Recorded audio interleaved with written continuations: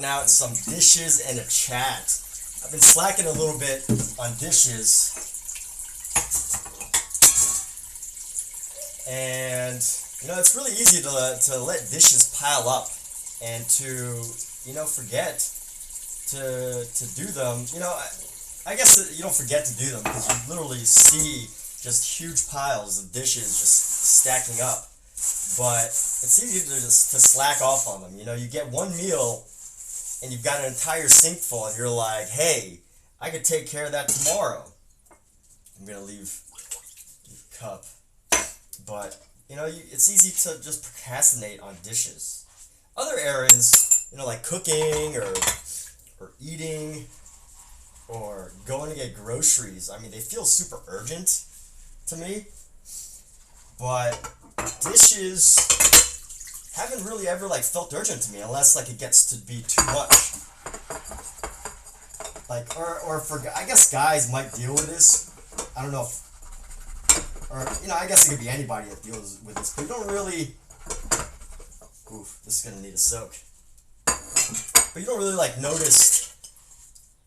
Some people, from my observation, notice dishes and they're like, ooh, this is terrible, but I think most people who are like myself don't really notice dishes or doesn't really bother them until it becomes a problem, until it becomes some sort of issue or they run out of dishes, right? If you can't eat on a nice clean dish, well then either you gotta do the dishes or you go find some paper or plastic plates or whatever, disposable plates. But doing dishes can feel pretty rewarding, just having a nice, clean, empty sink is in itself rewarding, isn't it? Hello, thank you for tuning in. I've let a huge pile of dishes stack up in my sink, and it's about time I did them. And it's really only 2 days worth. But if you ever do cooking or whatever, you probably notice one meal turns into an entire sink full. But this is definitely one chore activity that I tend to procrastinate on. I don't know if that's the same for you. Feel free to share your own experiences with your least favorite chores or activities or errands. But I would say dishes is probably one of them. And fortunately, as amusing as it might sound, getting a kick out of just sharing, doing dishes with Twitch. So that's pretty interesting. I mean, isn't it cool how you can broadcast anything you're doing to the entire world? Like what we're doing right now. Literally anything you're doing. And I know dishes themselves are not very interesting. I mean, I hate doing dishes. I don't want to say hate, that's a very strong word. But I don't like it very much. And it's easy for me to let dishes start to pile up. As you can tell, you can hear the clinging and the clanging, that there's a lot going on there. But it's easy for me to let dishes pile up. And it's more fun when you can talk to people while you're doing it. But yeah, 2-3 meals turned into an entire sink full of pots, pans, all these things, and yeah, it's so easy to get caught up in your day to day and just forget to do the things that help to keep your mind refreshed. Because if you have a full sink, you gotta think, oh well, hey, how am I gonna make my meal, or do I have to go out and am I gonna be lazy and I have to go buy paper plates, even though doing the dishes themselves might be faster than going out to get paper plates? Or am I gonna just suck it up and do the dishes, clean, and just be a productive person? Of course, I guess at some level, some people have dishwashers. machine dishwashers, which would be very helpful, but we don't have one here, so I do it by hand. And at some level, I don't mind it when I have to do it, because even though I don't like doing it like day to day, when I do complete a big set of dishes, like I get a sense of completion. But maybe that's why I let them stack up. I get it if I just do it one at a time and like right after every meal, it really doesn't feel like an accomplishment or an achievement. But if I do multiple, if I do like an entire week's worth, it actually feels good. Okay, so I'm gonna leave that and let that soak too. Sometimes you gotta let them soak because let the food get in there. But anyway, what are some chores or errands that you don't like to do on a daily basis, but when you do finally finish them, it's like, whew, that felt good. I'm so glad I did that. Now, I'm not looking forward to the next time. Or maybe you love doing chores or errands. I don't know. Maybe you like the sound of metal and ceramic and plastic and glass.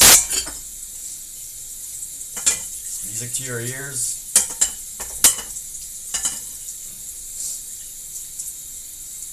Yeah, a good dish. Seeing the clean stack after you've had a very large dirty stack. It's nice. It's rewarding in itself. Although I have to usually convince myself of that.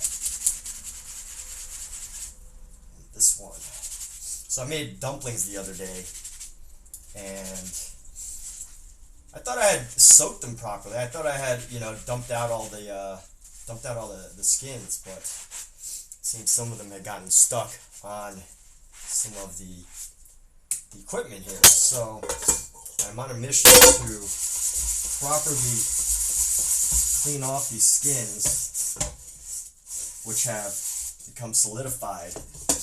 If you've ever made dumplings, noodles, pasta, all of those things can easily start to get stuck on all of your kitchenware. And the solution usually is just to dump it out, make sure you empty it, and then soak it.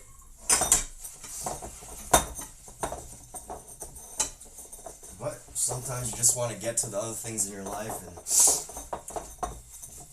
you just leave it. Leave it for another day and figure I'll take care of it later, right? At least that's my mentality. I was reading this book the other day. It was actually a little while ago, but it still stands fresh in my mind. It's Eckhart Tolle's, The Power of Now. And while I think a little bit of it is too much giving up the pleasures of life, in the sense that, it's like the only thing you have is right now, so, you have to live happy right now. Well, I think it's very interesting, very helpful way to live. I also think, it can make you too content, with right now. And that's good if you're like, a Buddhist monk or some sort of yogi who's just happy meditating out in a mountain somewhere. Although it's interesting how many yogis, built these cult-like followings and, have tons of followers and these mega mansions. But, that aside, I'm talking about like the real monks or whatever. If you get a kick out of that, then, all more power to you. But I think, there's something nice about the idea of the power of now, just enjoying what you're doing right now, in the moment. And I think he talks about doing dishes, or maybe it was, a different book, but, just literally just doing the dishes in a way that you can enjoy. But, you have to get myself motivated to actually do that, right? So, where's that gap? How do you actually get that motivation? I don't remember his book really getting into that. And I guess therein lies the rub, right? you can be happy in a moment. Once you get there, it's all like nice and dandy and words of wisdom. And again, I'm criticizing the book a little bit with my words, but I think it was a very good book, good read to you know, if you're going through some challenges or whatever, to enjoy some happiness in your life when you need it, or to make some changes in your life if you're feeling too stressed out or feeling discontent with whatever you've got. There's some good lessons there. Ooh, this one's bad. Ooh, anyway. Yeah, enjoying the moment. You know, just... I don't want to enjoy doing dishes too much because then I'll probably do more of them. But, yeah. This one needs a little bit more soaking here. See if I can balance this somewhere. Ooh. Is this going to balance or is it going to tip? Okay, cool. There we go. Let's put some of these dishes in a clean pile.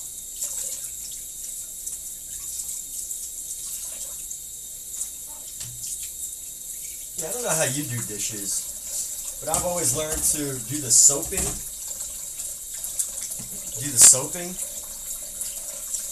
You know, soaping up, cleaning, and then letting it sit and soak for a little while, and then just rinsing it off into the clean pile, and then doing some extra soaping if you need, if it's a real serious job, such as one of these dishes. It almost makes me not want to make dumplings anymore. Keep it simple. But it also didn't help because I added a lot of, I don't know what you call it, like already sliced garlic, like little garlic pieces. And I put that onto the pans, and it really left its mark. They really left their fried char into the pots or pans, if you so will. And that's one thing about doing dishes in a dishwasher, is the dishwasher usually it doesn't let you get those really hard to clean pieces off, usually. So I think you can find a lot of people who rely on dishwashing machines to have like little pieces left on the plate. But if you do them properly, but then again, humans could do a bad job too, right? Anyway, how do you feel about doing dishes since you're here? I don't know if you can chat or if I have the wrong settings on, but feel free to chime in and share your thoughts.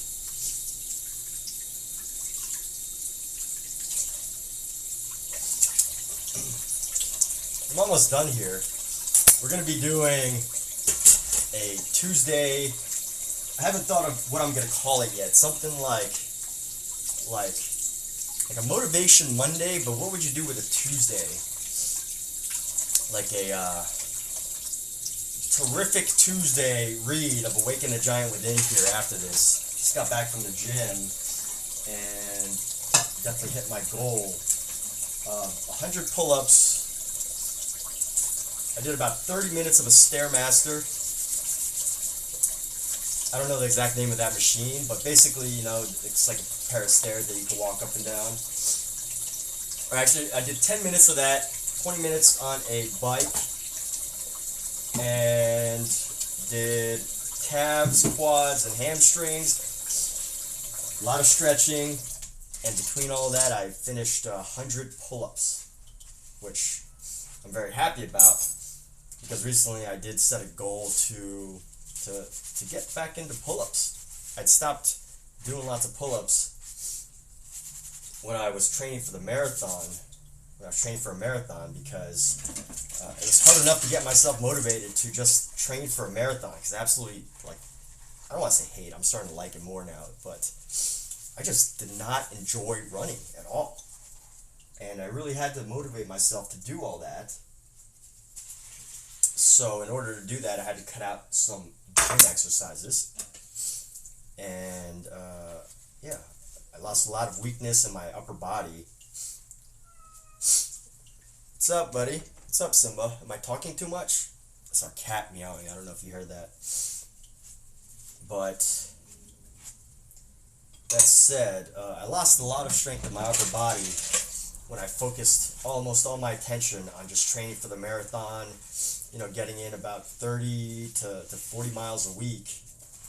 And I know there's like some intense, crazy athletes out there that do, you know, 30, 40 miles a week, probably double that to train for a marathon, and they're doing great, and, you know, they probably go to the gym too. So there's some great people to learn from, I think, in my opinion. Yeah, what? I've already fed the cats, by the way. Simba, you've been fed. Am I just talking too much, dude? What? Huh? What does he want? He's got fed. He's been fed. He's got a full bowl of water. Yeah? Uh-huh. You want me to shut up? You want me to stop doing dishes? Do you miss Cat? Cat's his human mom, and her name's Kathleen. Yeah. Okay, I get it. You miss her. Okay, fine. You don't like how I'm doing, huh? You don't like how I'm doing. I get it. Okay.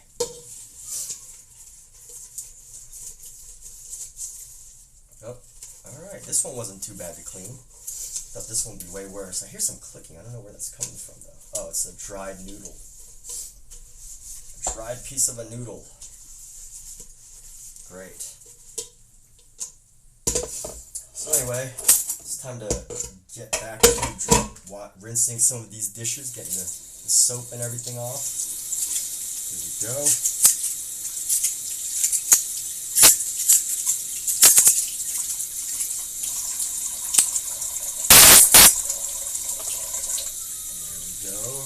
Almost done here. We got like, isn't that exciting? And it only took about, oh wow, 20 minutes for an entire sink full of dishes. I like that I'm able to time this right now. Because when you know how long something's going to take,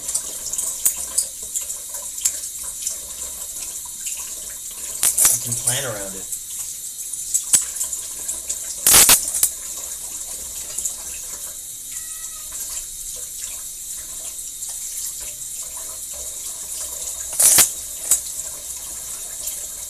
I want to pick up the cat and show him to y'all, but it's not really fond of being picked up. He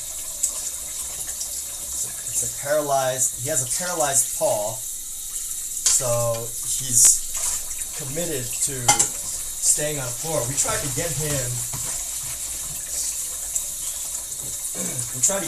a floor bed or a ramp so that he could get up on beds and couches, but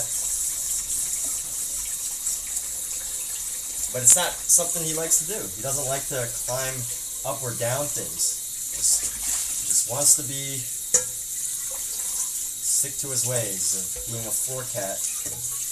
And some parts of me makes me think that, you know, he's an animal that has like learned helplessness, in the sense that just because he has a paralyzed paw, he can't do fun cat-like things such as climbing on a table. I'm going to let this one soak because I definitely left way too much fried stuff on it. So that one's going to sit there for a little bit. And just going to rinse out this baby.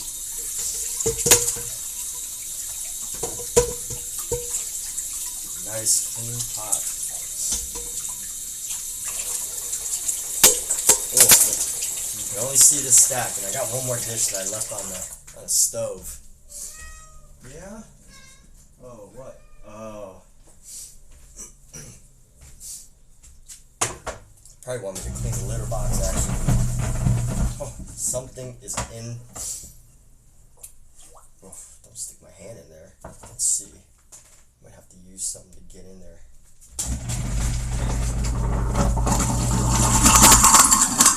Damn. What did I drop in there? How the heck? This tongs are sore.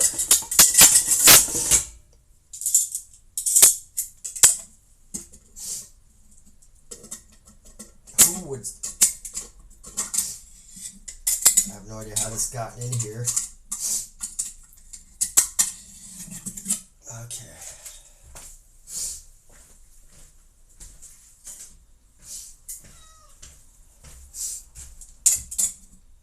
So the kitty food got it.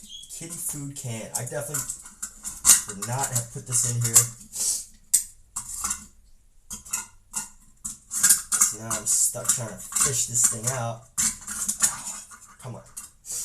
Come on.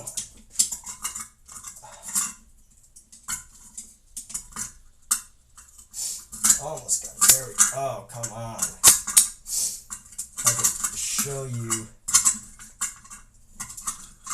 probably be pretty amused. Oh my goodness.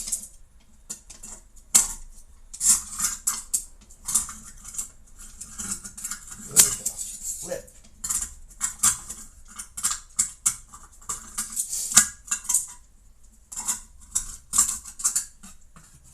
Oh, look at that. Little can that got stuck in there. Ruined my day.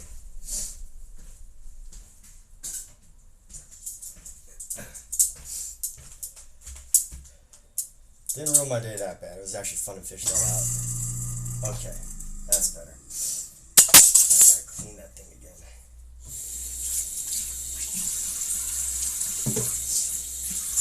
So anyway, how's your day going?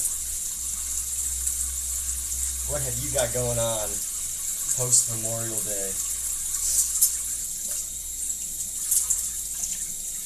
Are you back at work? Are you getting a raise at your job? So out here, there's been a major strike going on for writers.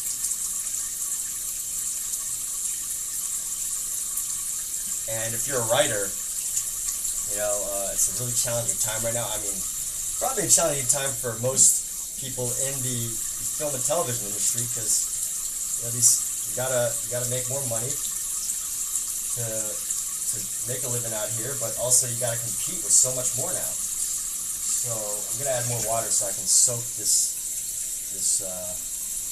spoon that I have in here. That's my solution for everything. Soak it. Soak it. When in doubt, soak it. I guess that's somewhat annoying because that means that you have to wait for it to. You have to wait for it to get soaked.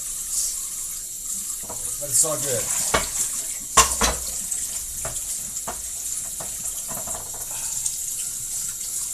Ooh, that's hot.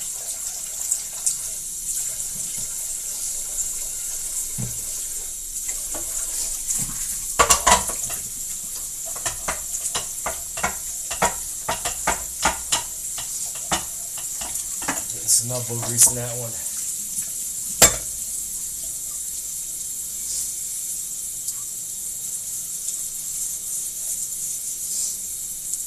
Here we go.